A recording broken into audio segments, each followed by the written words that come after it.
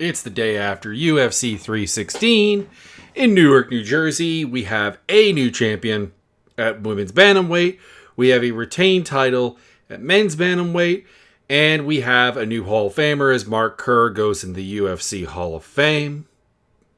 I don't know how to feel about that. It's one of those weird ones. Like, does Mark Kerr belong in the Hall of Fame? Oh, yeah. I was actually moderately surprised he wasn't already in there. And there are so many people that should be in there. Frank Shamrock and Don Fry, just to name a few. And I really think that there should be more of a push to even get these pioneers in, because let's be honest here. Let's just put the card out there. Some of them are not in great health, and we might want to get them in there before they pass. It would be not a bad idea. We had Donald Trump at the fights. You know my thoughts on that. It's long-standing. I dislike the fact that for the longest time, the UFC claimed, incorrectly, let's be honest, that they were a non-political organization. You know, keep your politics out of our sports, blah, blah, blah. You know, the standard right-wing phrase, I should say, while they are quite happy to bring their politics into sport. You know, i.e. having the President of the United States have not even just an acknowledgement, not even like, hey, the president is here. No, we got to have the full-on walkout, all that jazz. I've said this before in greater detail. If you really want my thoughts on it, go back and listen to those. Suffice to say, not a big fan. Don't really care that MMA fighters generally have terrible politics, and I don't care that Dana White has terrible politics. I expect it. I know who they support, and I don't really care. Honestly, like it's one of those things that, like, combat sports really shouldn't be your moral compass on the matter, but it also feels like it shouldn't be beating us over the head with it. So there you go. That's the general highline summary of the card. Let's get into the fights.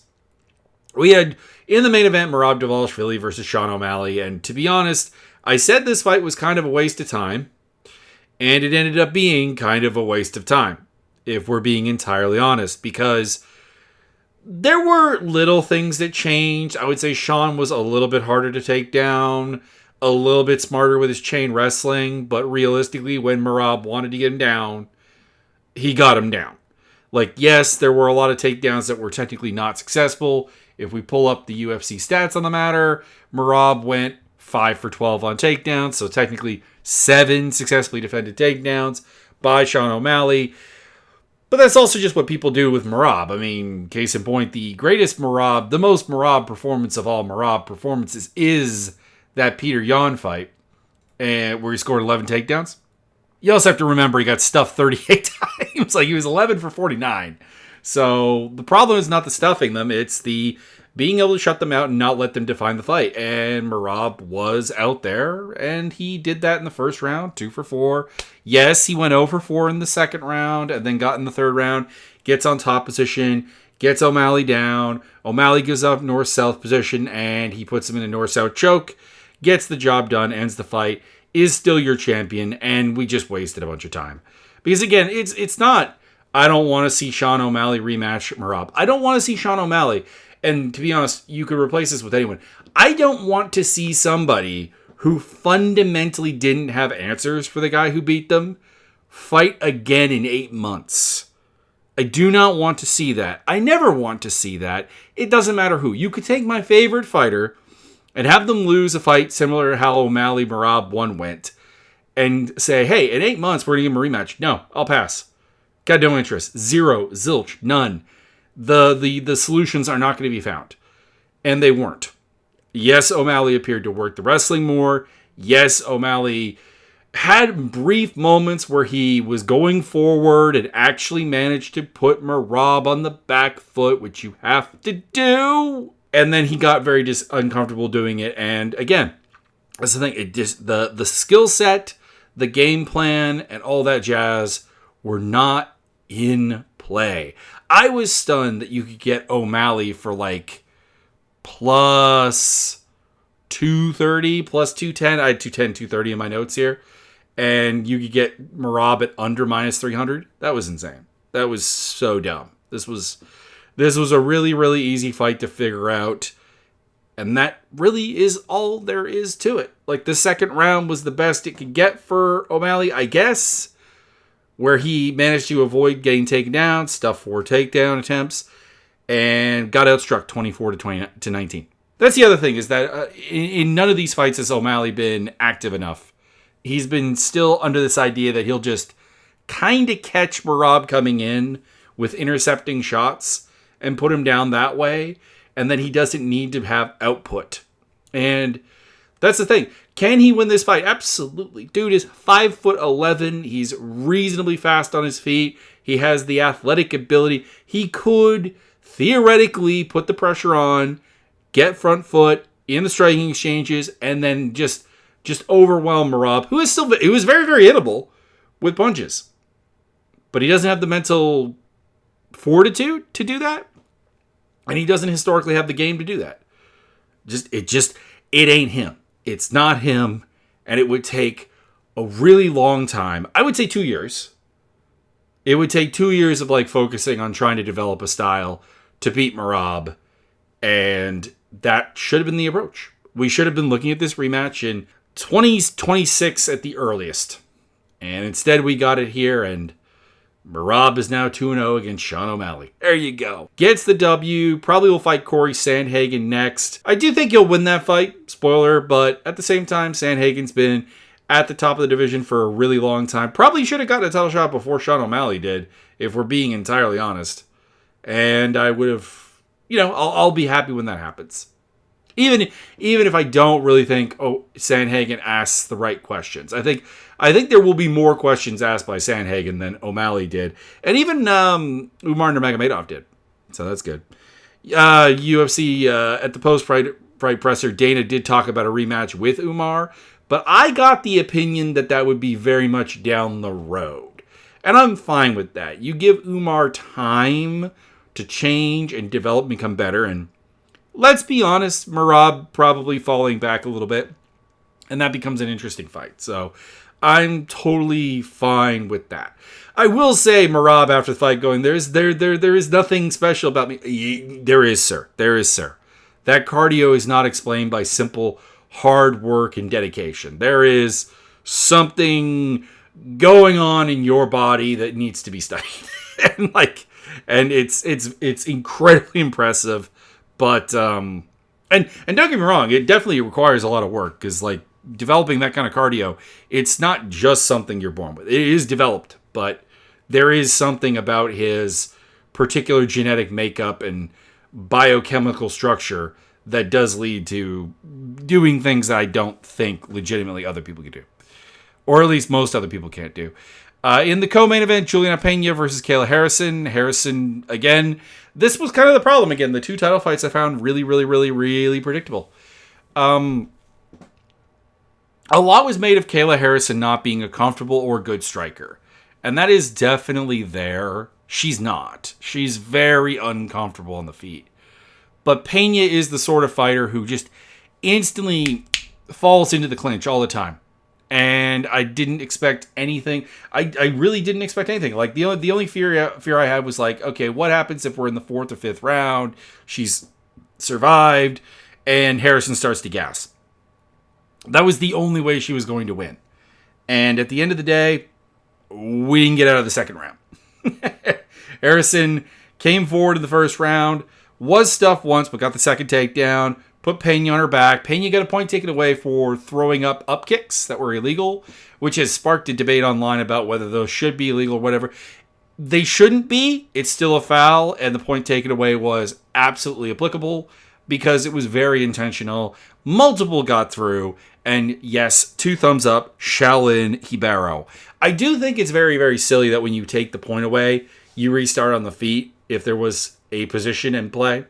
I didn't like that part, but again, that is also the rules. So we get into round 2. Pena even goes for a takedown. By the way, Pena's corner being completely useless here. And I'm not surprised, because I feel like Juliana Pena is the type of fighter to take absolutely zero negative pushback in a positive manner of learning.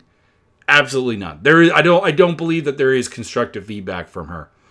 And it's why that I think she has not developed as a fighter at all. She has the physical attributes to be a very good fighter. She has the heart, the mindless delusion that probably is part of the part and parcel, the mental toughness, the cardio. She has all of these things, but her technical game has never developed anywhere. And that was the other thing, going back to Harrison, the striking thing. Anyone who thinks Juliana Pena is a good striker is wrong. This woman is, I think, been permanently poisoned by the Rick Little Academy of MMA striking, and it's terrible.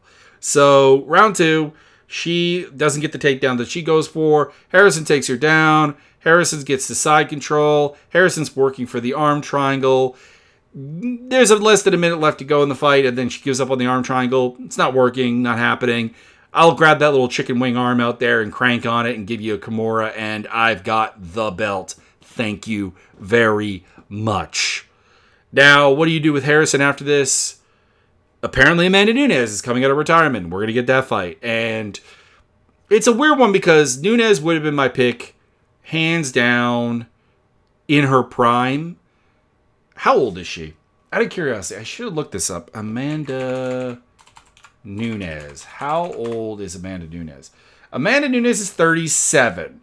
But the problem I see is that at the end of her UFC career in 2023, and coming back now, she started talking about having legitimate mobility issues in her legs and having literal nerve damage and stuff going on. And I can't really see myself taking her just because of that. Don't get me wrong, she can win. She has some level of size parity with Harrison. I would still say Harrison's probably the larger woman.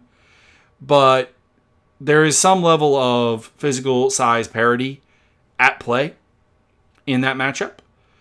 And a better striking game. And kind of all the things that Larissa Pachenko did use to beat Kayla Harrison is present in Nunes. It's just I don't trust her to be in the physical shape to do it now. And also, it also depends on how what we do with the weight cut. Because, the weird thing is, neither of these women should be fighting at 135, if we're being honest. There is no point, except there is a belt. But the problem is that Nunes not going to just retire after this? And I still don't think Harrison making 135 is at all a good idea. Looking at her at the weigh-ins is always just horrifying. I bow and salute the team that is getting her in there and not missing weight, but it should not be happening. There you go. So those were the 2 title fights, and then below that, it doesn't get all that much better. We had Joe Pyfer versus Kelvin Gastelum. Pyfer had an excellent first round, dropped him twice, outstruck him 22-8, was out there bashing him, hurting him, doing the damage, and then he ran out of ideas.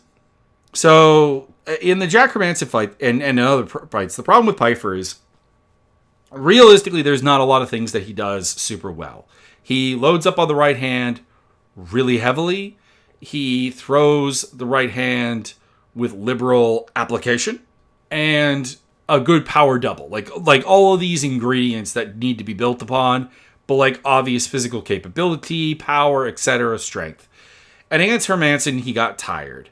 And I think that's still in the back of his mind because he threw 40 strikes in the... Well, actually, you know what? His his activity isn't all that much different round to round. Apparently, 40, and 35 strikes thrown. So, I don't know. But maybe it was just getting the knockdowns of the first round that made it feel like he was doing way more. Because he was doing way more. But it felt like he was being more active than perhaps in actuality he was being. I gave Gastelum live the second and the third round. If I watched them again, I could possibly obviously come away with a different thought on the matter. They were relatively low output rounds, 20 strikes, under 20 strikes apiece. And it really just comes down to who got the better shots in there or whatever. But yeah, does this end the concerns and the fraud accusations on Pyfer? Not really. He was given somebody who could not compete it with him at range because Gastelum can't compete with anybody at range. He's a welterweight. Let's be honest. He's a welterweight who fights at 185 because of a lack of discipline when it comes to his diet and weight cutting. Don't get me wrong. I would be very, very happy if everyone was like Gastelum and everyone moved a weight class up. But until that's the case, he is very, very small for the weight class. And Pfeiffer really just didn't do much with him in the second and third round. I know that on paper, technically he landed about the same number of strikes, but it became dull without the knockdowns. So, I'm not going to say fraud check, but I am going to say, I am concerned that the development of Joe Pfeiffer isn't, happening. That, the Joe Pfeiffer that we had against... Let's just roll through his UFC career here. The Joe Pfeiffer we had at the Razak Al Hassan fight in 2023, late 2023, October 2023, is probably the same Joe Pfeiffer that we have now. And there should be leaps happening. There should be improvements, new dynamics at some point occurring. And they are seemingly not at all on the table. So that's my problem. He got the win here today. Could score for Gastelum, but at the same time, to be frank, I think if we had a more liberal 10-8 system, because I think only one judge gave the 10-8 round. Am I correct on stating that here? Yeah, there's a 30-27 and a 29-28. So yeah, two judges went 10-9 across the board. And unfortunately, that's the problem, is that is what we get. That's not a specific flaw with those particular judges or this particular scorecard. That's just how it is. But this is a rough one. This is a rough one to feel all that good about. And then you had Mario Bautista versus Patchy Mix, which is not a good fight at all. It's a good performance by Mario Bautista. Let me give Mario Bautista his flowers, because he deserves them. Mario Bautista went out there and looked sharp. He worked hard. He went out there and landed 173 strikes and threw 302 strikes and did his thing. He went out there and he performed. He did his part of the dance. And Patchy Mix did not. His defense looked incredibly bad. And it seemed like he couldn't see the right hand. He was wincing a lot with his eye. He did not get any takedowns and only attempted one, which is not the pathway to victory. This is a guy who is predominantly a grappler. My whole breakdown was I see Patchy Mix punishing the scrambles and the gray area of the grappling more so than Bautista and picking up the W that way. And it did not happen at all. The boxing was going to be part of it. Don't get me wrong. It wasn't going to be an all wrestle match how I saw it. But the fact that there was not, this is a terrible performance. I'm waiting for some kind of injury related excuse to come out. Something that we'll see how valid it is. But of course, this has brought in the whole fraud check thing for Bellator, and Patchy Mix is not good. I encourage you to go watch a Patchy Mix fight from Bellator, and then watch this fight and tell me that it looks like the same guy. No, I'm not saying looks like the same guy comparatively. I mean the body language, the reactions to getting hit, the defensive reactions, the lack of takedowns. Tell me that is the same guy, because this was very, very off form. Congratulations to Bautista. He gets a good win, moves on, and hey, he's a top 10 guy. And hopefully Patchy Mix rebounds and this ends up being something more akin to Eddie Alvarez losing to Donald Cerrone when he debuted in the UFC, and not something it's definitely not something like Michael Chandler. But there have been other examples of guys that come in from other promotions and just really never get going. So hopefully Patchy Mix is not that guy, because we could use him as a top contender in this division. That's my thoughts. Kevin Holland versus Vicente Luque was reasonably fun. Holland went out there and kind of just bullied him, kind of did his thing, kind of outworked him in the first round, outstruck him, landed harder shots, landed more of them. And then the second round, he takes down Vicente Luque and locks up was it officially a Darce choke? Anaconda choke. As I say, they were saying Darce choke on the broadcast, but yeah, Anaconda choke was definitely the more fitting one there. So he does his thing. Do I feel good about Kevin Holland coming off this fight? Because a lot of people are like, this is Kevin Holland getting back to like being what he should be and like taking 170 seriously. Now, I will say him taking 170 seriously, that's a good idea. Stop messing around with 185. You're not big enough. Again, in a perfect world, you are a 185er, but we don't live in that world. We live in the massive weight cut world. So focusing on 170 where he is going to be huge is a really good thing. And all of those fun things. But I do think that a lot of this fight was just kind of like Luque. I said this when I'm a big Vicente Luque fan. He has given me some absolutely classic fights that I would love to watch, like on loop, on repeat, instead of what we're getting in the UFC right now. If you want some specific examples of great Vicente Luque fights that you should check out, his fight with Brian Barberena back in 2019, that's a fantastic fight. Go check out his fight with Mike Perry in 2019. That was a good fight. His fights with Nico Price seem just kind of like pointless, but they're still fun as well. You can check them out as well. Him versus Michael Chiesa, reasonably fun. Him versus Tyron Woodley was actually probably the last fun Tyron Woodley fight that we ever got. So that's on the table as well. His fight with Jalen Turner on short notice. It was only 3 minutes and 42 seconds, but it was a hell of a 3 minutes and 42 seconds. There are a ton of fights. There are a ton of fights that are really, really fun that this guy does. But I do not trust him against anybody who isn't like a Themba Garimbo, who is just like this super green, non-constructed fighter. Or I guess I would take him to beat someone like RDA. There really isn't anything but RDA in that mold. But like guys who are just like way too small for the division. He's lost to Joaquin Buckley by knockout. He's been finished by Kevin Holland now. He got knocked out by Jeff Neal. My days of picking him at the top of the division are not there anymore. And I'm still fundamentally not going to trust Kevin Holland.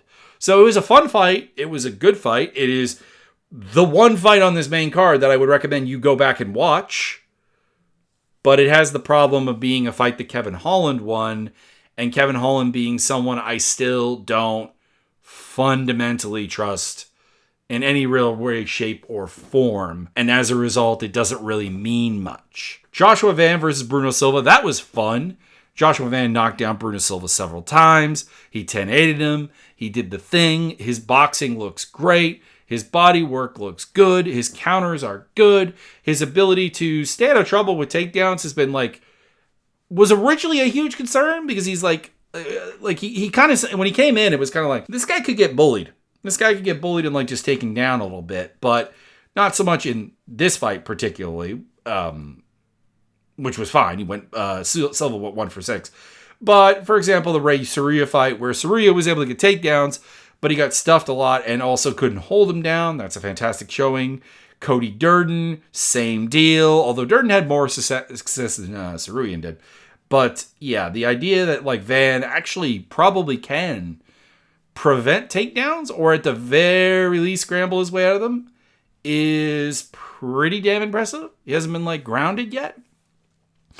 And while there is still, I guess, a little bit of question about the durability, getting knocked out by Charles Johnson and all, this guy is putting something together really, really special here. He's 23 years old, and I am looking forward to this. I am hoping this is not an early burnout thing where he hits 30 and he's done, but we'll see. But his boxing is honestly amongst the best, if not the best in the division.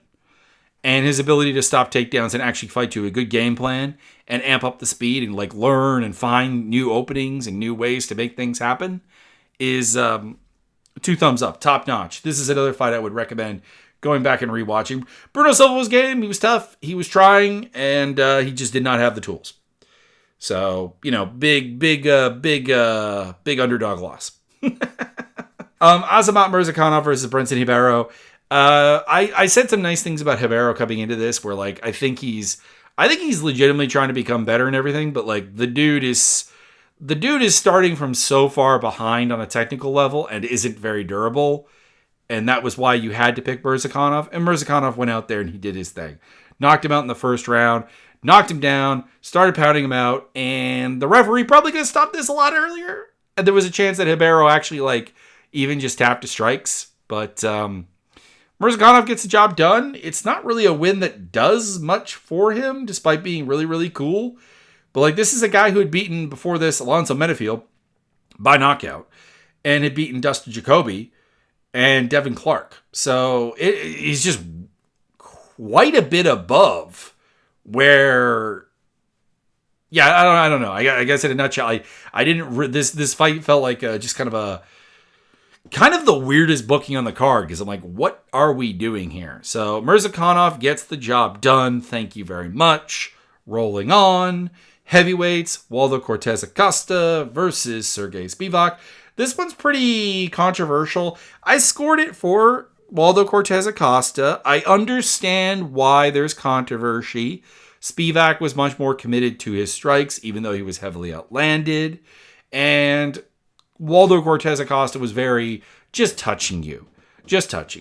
And also getting taken down a couple times by Spivak. Now, I will say the 30-27 from Judge Tony Tamburino, that I'm not down with because, and I'm going to get to another judge on this card, John Blake, who judged this fight as well, but I'm going to get to him on another card. You do have to give that first round to Spivak. Spivak got a takedown, worked his stuff for 90 plus seconds, did the better damage of the round by far. You have to give it to him. I'm sorry. You do have to give it to him. But I did give the second and the third round to Waldo Cortez Acosta. Now, do I have like great faith in Waldo Cortez Acosta going forward?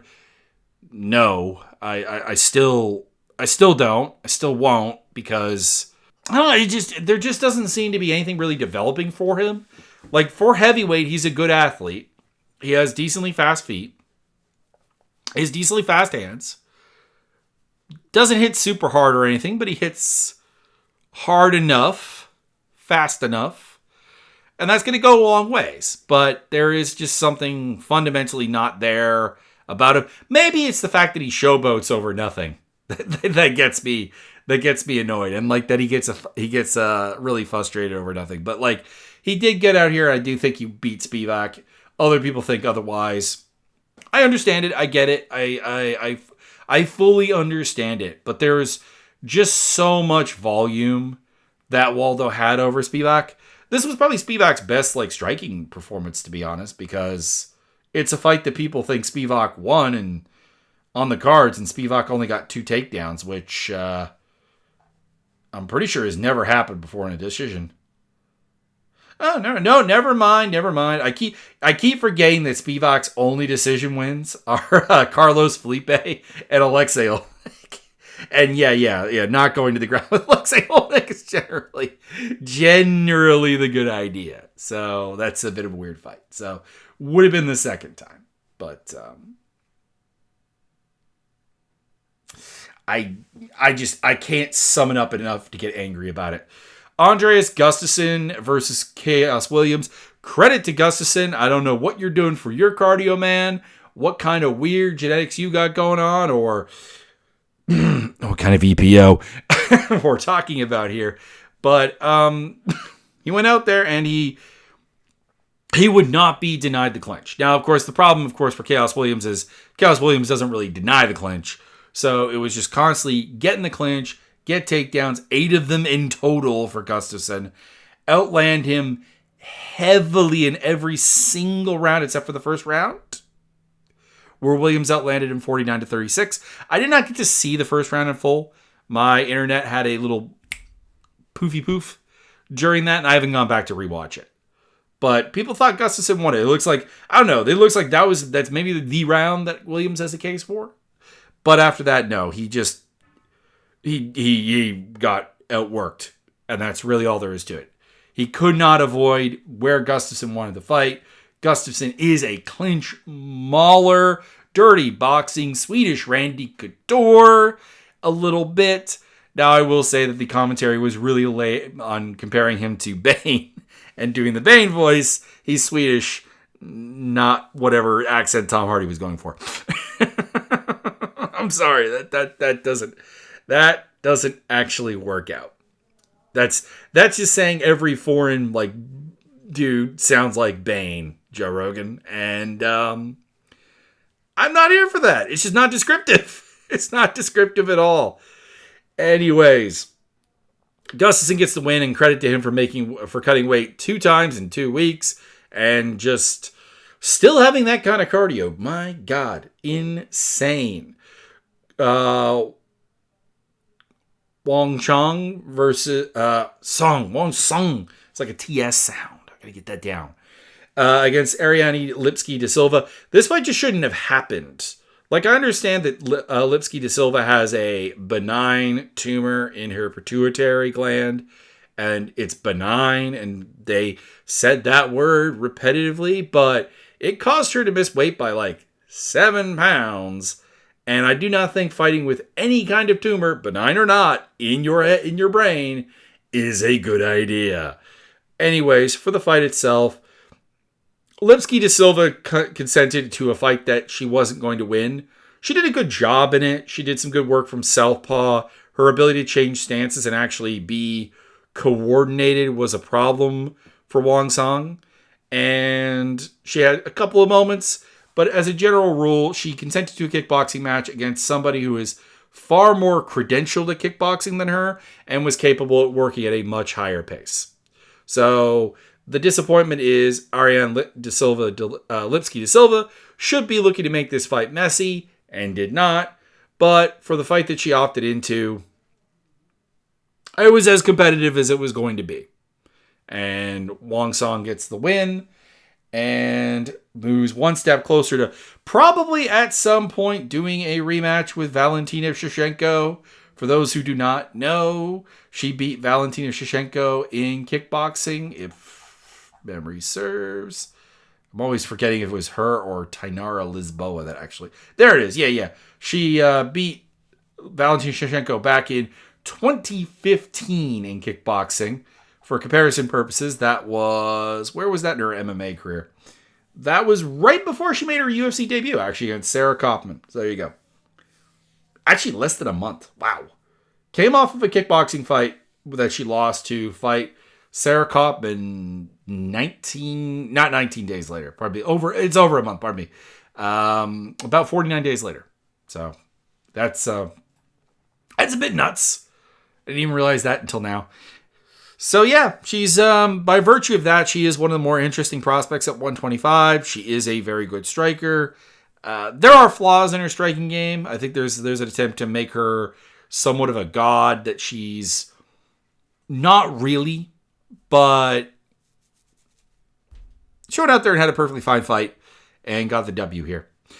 Ju Sang Yu versus Jekka Sergi. I was going to say this. I'm still not convinced in Ju Sang Yu, but he did get a really cool knockout 28 seconds into the first round with a short left hook that just absolutely flare flopped Jekka Sergi. Oh my lord.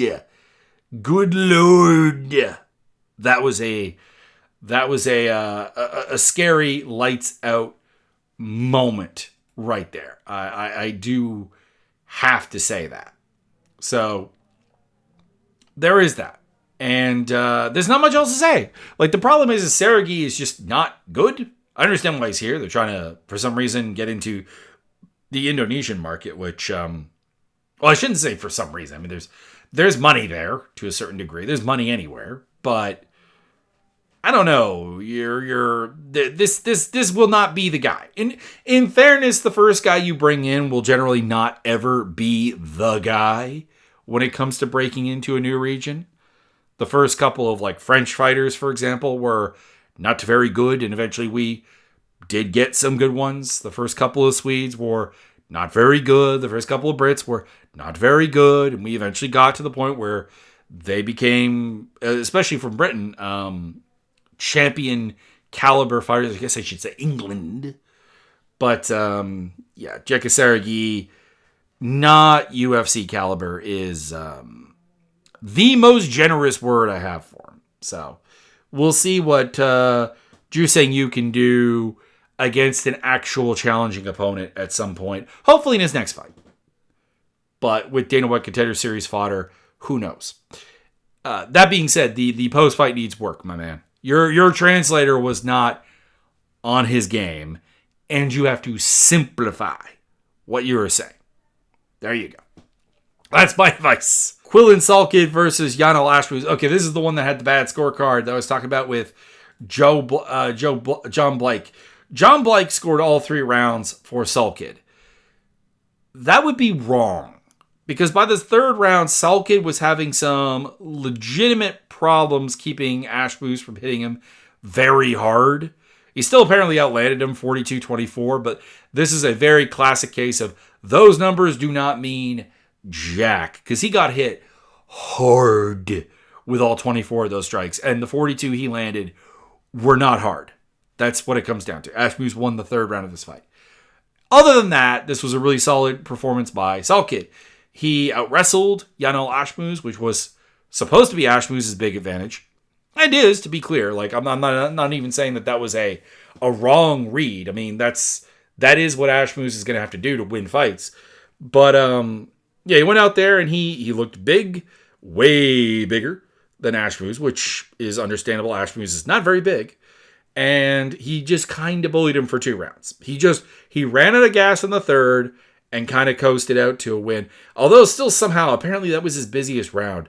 Again, this is one of those cases where I don't think numbers really at all do justice. You need to go back and rewatch this fight if you want to properly evaluate it. So, bad judging aside, it was a perfectly good win for Salkid, and he looks like a legitimate prospect that is actually getting better on a fight-to-fight basis, unlike, for example, Joe Piver. And then the opener between Markel Medeiros versus Mark Choinsky. All I can really say is I was right. Choinsky is not up to this level. The Roufusport game of not checking calf kicks, well, low kicks was more their game, but not checking calf kicks is a serious problem for one thing. And he didn't have the speed or the explosiveness to realistically actually implicate his wrestling game terribly much. He did get Medeiros' back a couple of times, so it wasn't entirely one-way traffic. He got 2 out of 11 takedowns. He got on the back on both of those takedowns. But realistically, Medeiros was able to just out-athlete him, out-physical him, and do the job. I'm actually not really sure what round Choinsky picked up, but apparently one judge did give it 29-28 Chris Lee to Markel Medeiros. So he gave Choinsky a round, which I do not agree with, because that was a clean sweep. I'm going to guess the 3rd round just because it was the round where Medeiros did the least. But no, that was the round that Medeiros had a knockdown. So like even that wouldn't make sense. There is no round here. There is no round here. The control time in all but the 3rd round. Well, okay, 1st and 3rd. The control time went to Choinsky in all 3 rounds, but only 1 round was it significant. 2 minutes and 35 seconds of top control in the 3rd round. That's it. Otherwise, he got outlanded, outstruck. His leg was highly compromised. He was falling over. He had his leg chopped out from under him 3 or 4 times. I do not remember the exact number, but he got worked over by Medeiros here. It doesn't mean much because for Medeiros because he's kind of treading water right now. Like, this is kind of the thing. Like, this was a downgrade from Austin Hubbard, in my opinion. So, he beats Austin Hubbard by split decision. He beats Lennon Quinones, who may or may not be somewhat UFC caliber. And then he had his Contender Series win going back. So, this, I don't know, this one felt like the least of those. Well, probably more than the Contender Series. But Choinsky feels like a guy who should have absolutely had to go through Contender Series. He's just not athletic enough to do this. I know he's supposedly a D1 wrestler and trains with the Roufusport guys. I get that. I understand that there's quote-unquote a pedigree there. But I didn't see it in tape study. And I certainly didn't see it in this fight. He'll be around for another fight at least. And we'll see. Maybe it'll change my mind. But nah, this is It's not UFC caliber. So that was the fight card. I picked up wins in all fights except for picking Patchy Mix. My bets all came through as well because I didn't put any money on Mix. I was like a little bit nervous about that one. Just a little bit with the UFC debut and everything and Patchy Mix being the favorite. I'm like, I'm not going to put money on that. But elsewhere, we did cleaned up pretty heavily on Merab Dvalishvili being a favorite by just a little bit. And also, who else? Let's see here. Betting slips. Was that? I had to have. I had money on Waldo Cortez Acosta at the underdog, and same with Andreas Gustafsson. So those two both cashed as well. And the other one I had was Medeiros. Yeah, Markel Medeiros against Mark Chonsky at minus 205. So there you go. Picked up a decent betting day. Again, this is not an invitation for you to take my betting advice and put down 40 grand. Do not do that. That was it. Hopefully the next card will be... Well, okay, what do we got for the next card? What do we got? What do we got next from the UFC here? We have got...